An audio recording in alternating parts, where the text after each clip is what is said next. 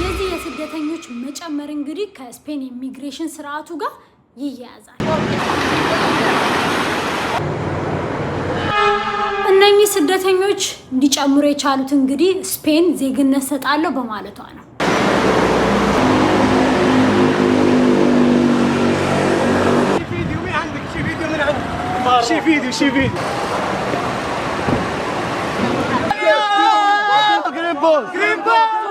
As they break through the gates to get to the other side. Sandra, this in the country, they had 1.3 million illegal immigrants apply for that amnesty program.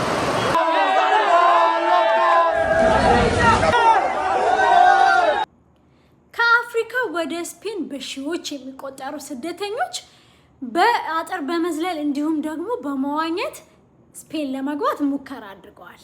በተለይ ደግሞ በሲዮታ አካባቢ ብዙ ስደተኞችም እጅግ በጣም ረጅም ርቀት በመዋኘትና እንዲሁም ደግሞ በጣም አደገኛ የሆኑ የድንበር መሻገሪያዎችን ለመሻገር በመሞከራቸው ህይወታቸውን አደጋ ላይ ጥለዋል። በሁኔታው ምክንያት እንግዲህ ስፔን በድንበሮቿ ላይ ተጨማሪ ወታደሮችን እንዲሁም ደግሞ የጸጥታ ኃይሎችን በተጨማሪ በዛ ቦታዎች ላይ አሰማርታለች። ብዙ ስደተኞችም ደግሞ ረጅም ርቀት በመዋኘት እንዲሁም ደግሞ አደገኛ የድንበር መሻገሪያዎችን በመሻገር ህይወታቸውን አደጋ ላይ ጥለዋል።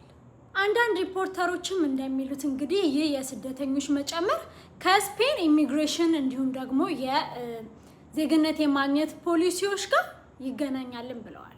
በዚህም ምክንያት እንግዲህ እጅግ በጣም ብዙ ስደተኞች በሞሮኮ አድርገው ወደ ስፔን ለመግባት በሲዮታ እየተጓዙ ነው። በዚህም ምክንያት እንግዲህ ብዙ ስደተኞች በሞሮኮ አድርገው ወደ ስፔን ለመግባት እንግዲህ ጉዟቸውን እያደረጉ ነው። እንዲሁም ደግሞ ወደ ሲዮታም እየተጓዙ ነው። በዛ ያለው ባህር አጭር ስለሆነ ስንት ኪሎ ሜትር ነው? ወደ 29 ኪሎ ሜትር እንዲሁም ደግሞ 18 ማይልስ ነው በዛ በኩል ያለው የባህር መጠን።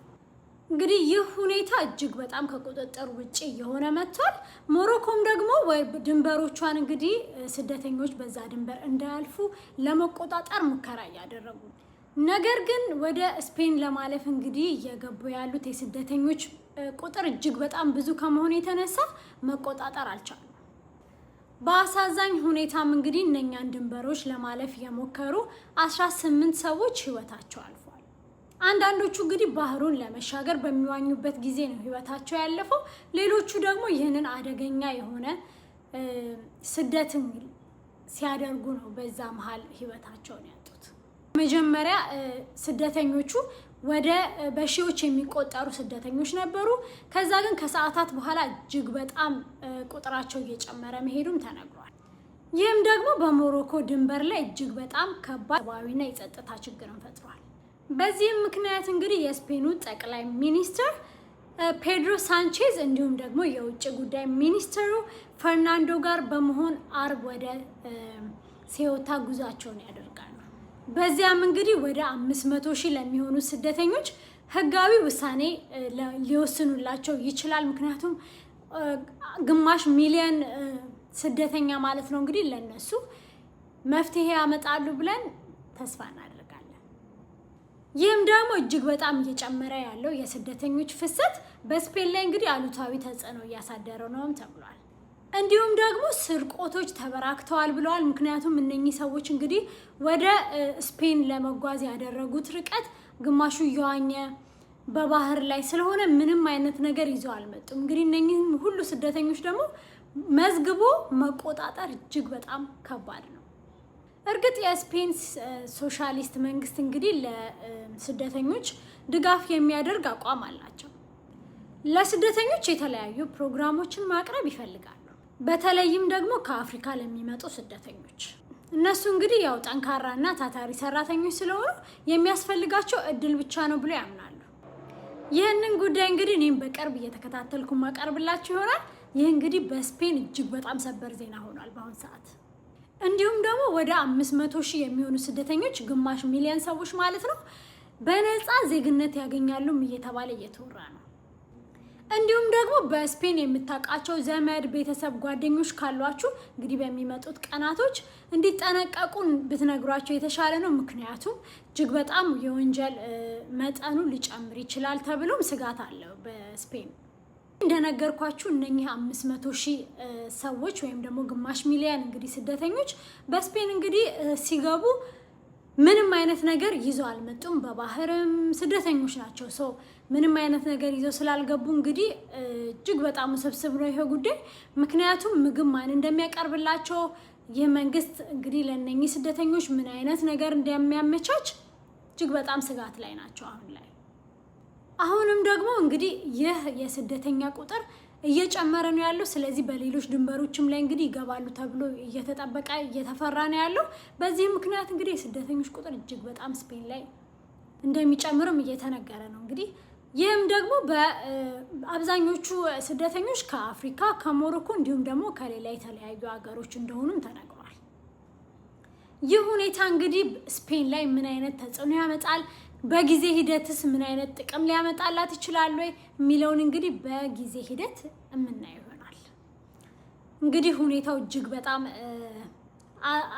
በጣም አስገራሚም አስፈሪም አሳዛኝም ነው። እኔ ግን አሁን ላስተላልፍ እንፈልገው በተለይ ደግሞ ለኢትዮጵያውያን፣ ለመላው ሀበሻ፣ ለሁላችሁም እንድትጠነቀቁ ማሳሰብ ፈልጋለሁ፣ ስፔን የምትኖሩ ኢትዮጵያውያን። ምክንያቱም ይህ ሁኔታ እንግዲህ ምን እንደሚፈጠር እስከምናቅ ድረስ ራሳችሁን ጠብቁ ላለው ይህ መልክቴ ነው። እንግዲህ ማድሪድ፣ ባርሴሎና እንዲሁም ደግሞ ሌሎች ከተሞች ላይ እየተጓዙ ስለሆነ እጅግ በጣም ጥንቃቄ አድሩ። እንዲሁም ደግሞ የስልክ ስርቆቶችንም እየጨመረ እንደሆነ ሪፖርተሮችም እየተናገሩ ነው። ስፔንም እንግዲህ የተለያዩ ኢትዮጵያውያን ለማናገር ሞክሬ ነበረ በስልክ ማለት ነው። እነሱም እንደነገሩኝ ከሆነ እንግዲህ ስጋታቸው በምግብ እንግዲህ ሰዎች ግጭት ውስጥ ሊገቡ ይችላሉ። ምግብ እንዴት እንደሚያደርጉ ምክንያቱም እጅግ በጣም 500,000 ስደተኛ እንግዲህ ወደ ሀገራቸው እየተጓዘ ነው። ስለዚህ ይህ ነገር እጅግ በጣም እንዳሳሰባቸው ይህንን መረጃ ሰጥተውኛል። ይህን ቪዲዮ እንግዲህ ወደ ስፔን ለመሄድ እያሰባችሁ ላላችሁም ሰዎች ለሁላችሁም ሼር አድርጉላቸው፣ አጋሯቸው። ምክንያቱም እኔም ደግሞ ስለ ህጋዊነታቸው የሁኔታው እንዴት እንደሚቀጥል እያቀረብኩላችሁ እቀጥላለሁ። የሚቀጥለው ቀናቶች እንግዲህ ስለ ህጋዊነታቸው ስለሚወሰንላቸው ውሳኔ እንግዲህ የምናውቅ ይሆናል ማለት ነው። እናንተስ በዚህ ጉዳይ ምን ትላላችሁ? እንግዲህ ባል፣ ቤተሰብ፣ እህት፣ ወንድም፣ ልጅ ይህንን ድንበር ለመሻገር ይህንን ርቀት ለመጓዝ ህይወታቸውን አደጋ ላይ ጥለው እንግዲህ እንደዚህ አይነት ውሳኔዎችን የሚወስኑ ብዙ አይነት ሰዎች አሉ፣ ኢትዮጵያ ማለት ነው። ለእነሱ እንግዲህ ይህ ትምህርት ይሆናል ወይንስ እናንተ ምን ትላላችሁ? ምን ትመክሯችኋላችሁ? እናንተም በዚህ ጉዳይ አስተያየታችሁን፣ ሀሳባችሁን ስጡበት። ዛሬ ምሽት በሞሮኮ ድንበር አጠገብ በምትገኝ በሴውታ እጅግ በጣም ከፍተኛ ግርግር ነው ያለው። ስደተኞች እንግዲህ ወደ ስፔን ለመግባት ወደዛ ጉዟቸውን እያደረጉ ነው። ሰዎች እጅግ በጣም እየተጓዙ ነው። ስደተኞች እጅግ በጣም እየጨመሩ ነው።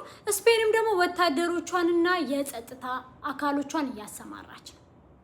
ወደ ስፔን እንግዲህ እየተጓዙ ያሉት አብዛኞቹ ከአፍሪካ ሀገር እንደሆነም ተገልጿል።